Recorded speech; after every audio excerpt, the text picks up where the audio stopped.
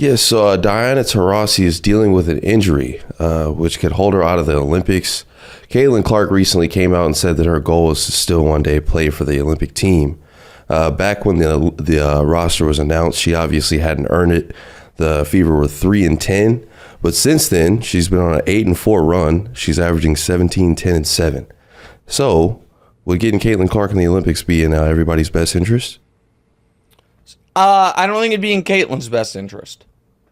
I think that Caitlin having some time out of the spotlight and not having the Caitlin Clark kind of media machine overtake the coverage of the women's Olympic team would be better for her standing amongst her colleagues. And I think having a month off to really rest, recuperate, and truly be out of the spotlight for the first time in a year plus would be excellent for her. I also think every single one of my Caitlin Clark takes from during this season is being proven out in real time, and it's glorious as a professional takesman to see. When they were losing and she was struggling, I told you it was the schedule and the back-to-backs and the teams they were playing. I told you that once they, instead of playing 3 games in 4 days, they were playing 3 games in 10 days, she would start rolling. I told you that by the end of the year, she would be one of the 10 best players in the league. I told you that once the schedule softened, the Fever would be firmly in the playoff race. And I told you that there would be a lot of really dishonest actors when it came to the Caitlin Angel debate. And that's happening already.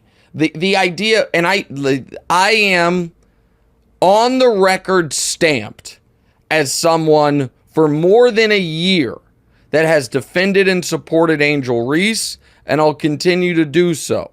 But I must say 2 things, and I don't care who gets mad at me. Do not care. Thing 1 is this. The idea that that the Rookie of the Year race is close right now is historical to how Rookie of the Year races have gone in all of sports forever. Angel Reese is having an excellent rookie season. She has been the second best rookie, clearly. But the problem with winning Rookie of the Year is it typically doesn't go to the person who is clearly the second best rookie. So it is, and this idea that it was, it should go to Angel because her team had one more win at one point. That was nonsense, but also that was a take that wasn't going to age great just because those records were going to shift and they already have. Angel is having an excellent rookie year and is proving she is going to be a 10-plus year really good player. Caitlin is having one of the best and most productive and useful rookie years of any player ever. That's just what it is.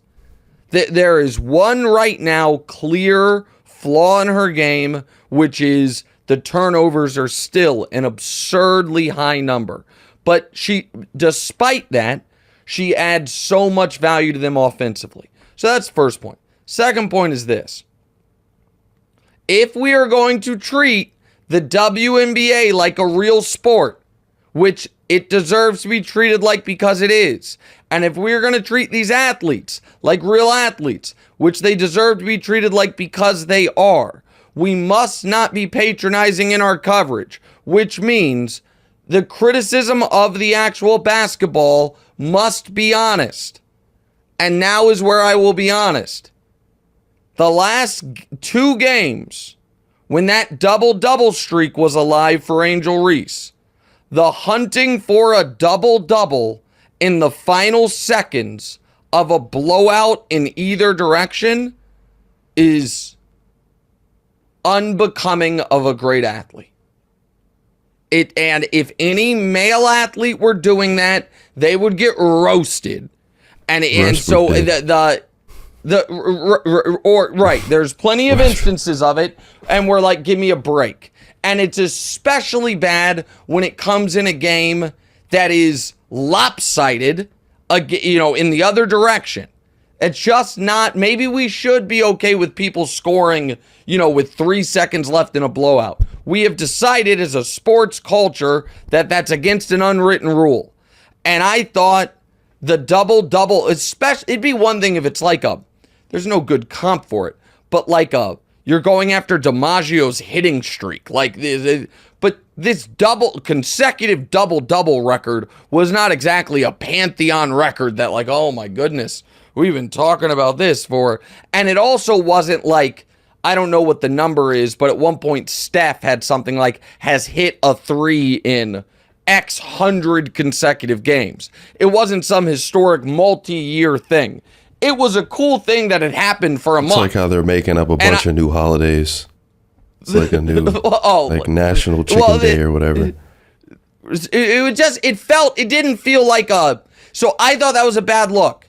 And I also think other people thought it was a bad look and were afraid to say it because they don't want to. I feel like there's so much paternalistic patronizing of the WNBA. Let's treat it like a real sport, which means sometimes you got to rip people. That's and for on the court stuff. That's my take. I hope Caitlin's not in the Olympics. I think it's better for her if she's not. And I think that she's already a problem. And that was inevitable because we watched her in college and she was a historic problem. Hey, thanks for watching. Hit the subscribe button to get more from the show and make sure to click the bell to get notified every time new content drops. Check out full episodes of What's Right wherever you get your podcasts, or just click the link in the description below.